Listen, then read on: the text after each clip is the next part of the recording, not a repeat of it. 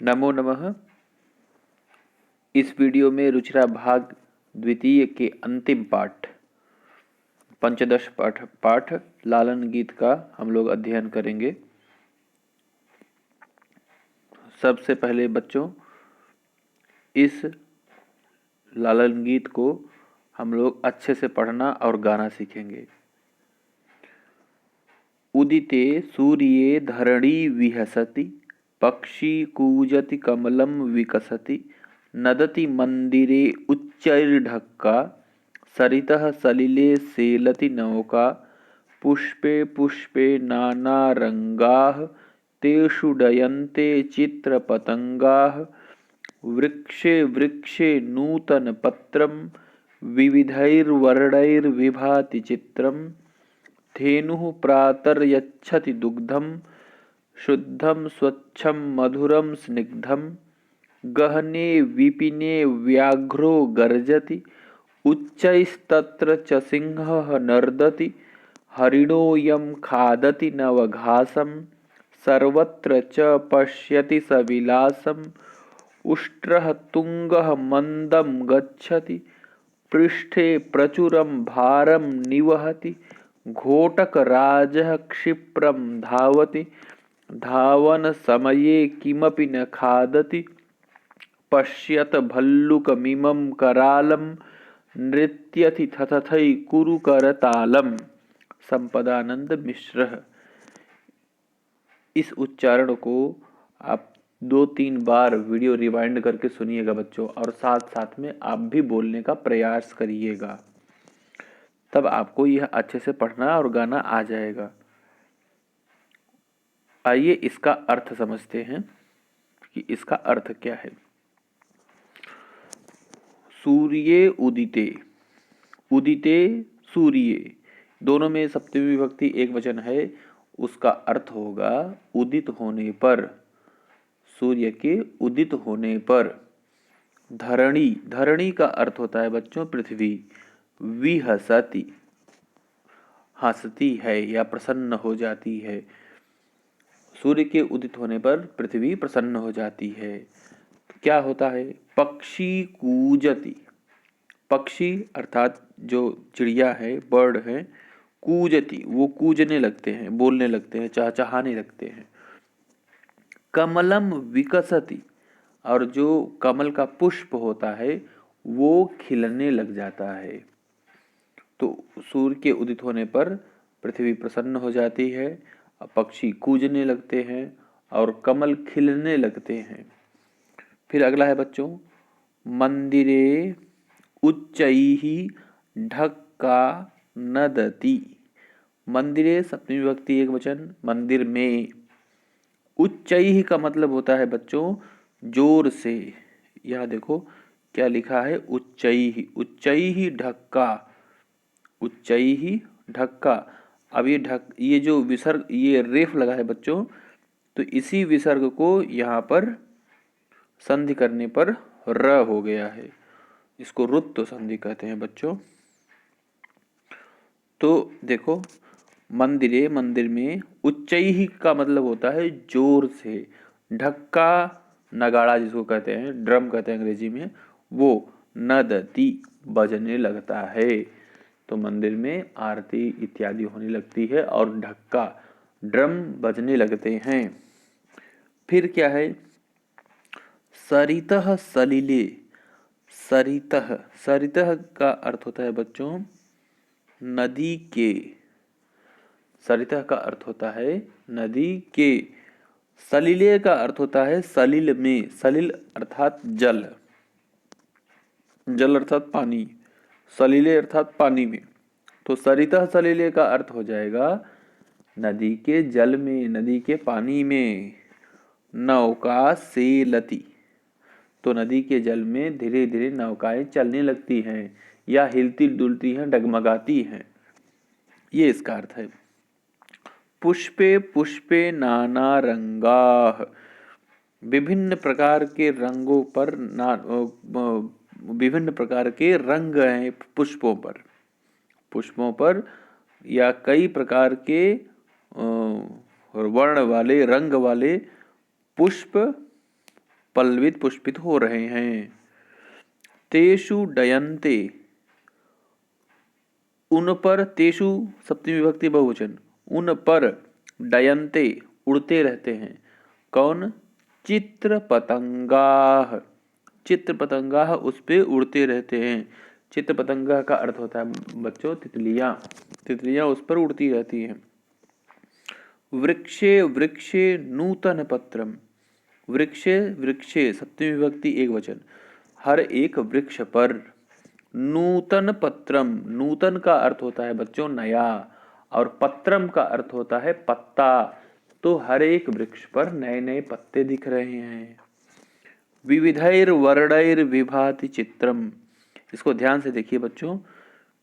चित्रम, चित्रम कौन सा चित्र? जो अभी आप जिस बैकग्राउंड में देख रहे हैं, ऐसे प्रकार, इस प्रकार के चित्र प्रातः होने पर दिखाई पड़ते हैं।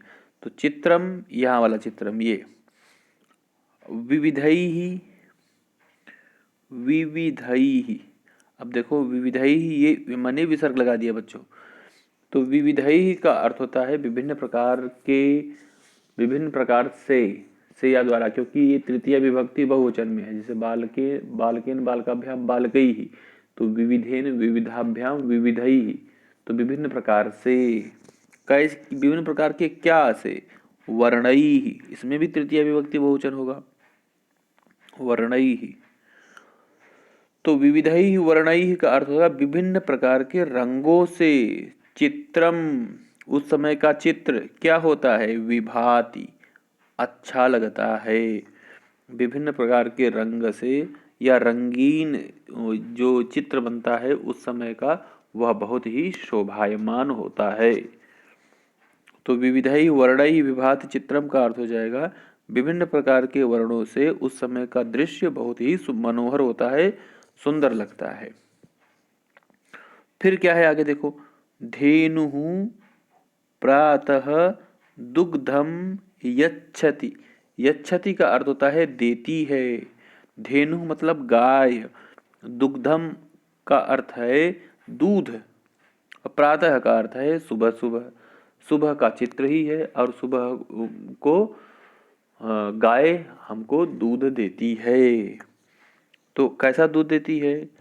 एकदम शुद्धम, शुद्ध, स्वच्छम एकदम साफ, मधुरम, मधुरम का अर्थ होता है बच्चों मीठा, और स्निग्धम अर्थात चिकना। तो इतने गुणों से भरपूर दूध गाय हमको देती है। फिर क्या है बच्चों, आगे देखते हैं।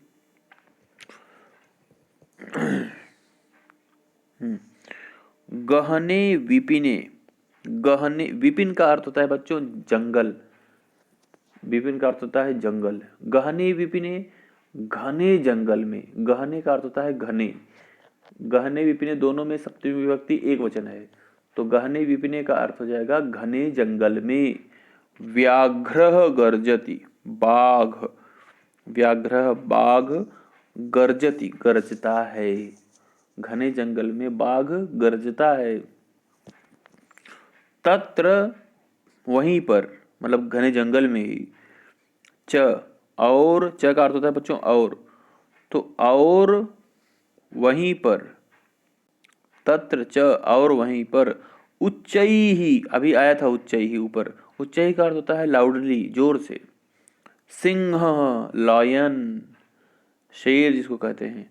नर्दति, ये दहाड़ता है, वो गरजता है, ये दहाड़ता है। कौन? सिंह। तो जंगल में व्याघ्र और शेर गरजते और दहाड़ते हैं। हरिणोयम, हरिणोयम संधि युक्त पद है बच्चों, इसका अर्थ होता है हरिणः अयम, हरिणः अयम। तो हरिणः अयम का हो जाएगा अर्थ अयम हरिणः, यह हिरण, यह हिरण, हिंदी में कहेंगे यह हिरण। तो हरिणोयम, यह हिरण, नवघासम खादति, नवघासम खादति का अर्थ होता है बच्चों नए नए घास को खाता है, नए घास को खाता है। सर्वत्र च का मतलब होता है और बच्चों, तो और सर्वत्र, सर्वत्र का अर्थ होता है हर जगह। यह हिरन नया घास खाता है और सब जगह, सर्वत्र का अर्थ होता है सब जगह। सविलासम पश्यति, बहुत ही विलास पूर्वक अर्थात बहुत ही ध्यान से चारों तरफ देखता है। कौन? हिरण, क्योंकि हिरण की दृष्टि देखने में बहुत अच्छी लगती है। उष्ट्रः तुंगः मंदम गच्छति, उष्ट्रः का अर्थ होता है बच्चों ऊंट, अतुंगः का अर्थ होता है ऊंचा। देखो बच्चों, जब भी ये वीडियो देखो तो पुस्तक लेके बैठो और पुस्तक में अपने हाथ से जहां जहां भी आपको कठिन शब्द मिले उसका अर्थ लिखते चला करो साथ में, तो आपको और अच्छे से समझ में आएगा। उष्ट्रः तुंगः, ऊंचा ऊंट, तुंगः का अर्थ है ऊंचा, उष्ट्रः का अर्थ है ऊंट। मंदम गच्छति, मंदम का अर्थ है धीरे से जाता है, अर्थात धीरे धीरे चलता है। परंतु क्या करता है वो? पृष्ठे, सप्तमी विभक्ति एकवचन है इस शब्द में, तो पृष्ठे का अर्थ होता है अपने पीठ पर। प्रचुरम भारम मतलब बहुत ज्यादा बोझ, अधिक बोझ। निवहति ढोता है, ऊंट धीरे धीरे चलता है लेकिन अपने पीठ पर बहुत ज्यादा बोझ ढोता है। आगे है बच्चों घोटक राज, घोटक का अर्थ होता है बच्चों घोड़ा, घोटक राज अर्थात घोड़ा। क्षिप्रम धावती, क्षिप्रम का अर्थ होता है बहुत तेजी से, धावती का अर्थ होता है दौड़ता है, मतलब घोड़ा बहुत तेजी से दौड़ता है। धावन समये, सप्तमी विभक्ति एकवचन इसमें भी है, देखो धावन समय का अर्थ होता है धावन के समय में, धावन का अर्थ होता है दौड़ना, दौड़ने के समय। किमपि न खादति, किमपि न खादति कुछ भी नहीं खाता है, दौड़ते समय कुछ भी नहीं खाता है। पश्यत भल्लुकमिमं करालम, पश्यत ये लोट लकार मध्यम पुरुष बहुवचन, पश्यत का अर्थ होता है तुम सब देखो। क्या देखो? करालम, करालम का मतलब होता है बच्चों भयंकर, करालम का मतलब होता है भयंकर। लिंग क्या भयंकर? भल्लुकम इमम लिखा है ना, मैं फिर से दिखा दे रहा हूं, तो भल्लुकम इमम है, भल्लुकम इमम, भल्लुकम इमम तो मतलब होता है यह इस भालू को, क्योंकि इन दोनों में क्या क्या लगा है? द्वितीय विभक्ति। इस भालू को, इमम का अर्थ होता है इसको, अब भल्लुकम का मतलब भालू को, तो इस भालू को, इस भयंकर भालू को देखो। पश्यत भल्लुकमिमं करालम, इस भयंकर भालू को देखो। क्या कर रहा है ये? नृत्यति, कैसे नृत्यति? थथथई, जैसे थथथई करके सब नाचते नहीं है, नृत्य नहीं करते हैं, वैसे ही ये भी भालू, भयंकर भालू नृत्य कर रहा है। अब आप सब बच्चे हैं तो आप क्या करेंगे? कुरु कर तालम, कुरु का मतलब होता है करो, कुरु मतलब करो, डू। कर तालम का मतलब होता है बच्चों ताली, मतलब ताली बजाओ। कुरु कर तालम का अर्थ है देखो ये डांस कर रहा है भयंकर भालू और तुम सब क्या करो? ताली बजाओ। देखो ये यहाँ पर हम लोग इसका अर्थ समझ चुके हैं बच्चों। अब अभी आपको क्या करना है, इस वीडियो को जहाँ भी आपको नहीं समझ में आया तुरंत रिवाइंड करो और उसका अर्थ समझो। और इसके प्रारंभ में मैंने इसको पढ़ना सिखाया था, इसको अच्छे से पढ़ो सुन के, जिससे आपको भी इसका अर्थ और इसको अच्छे से पढ़ना आ जाए। आज की वीडियो में बस इतना ही, धन्यवाद।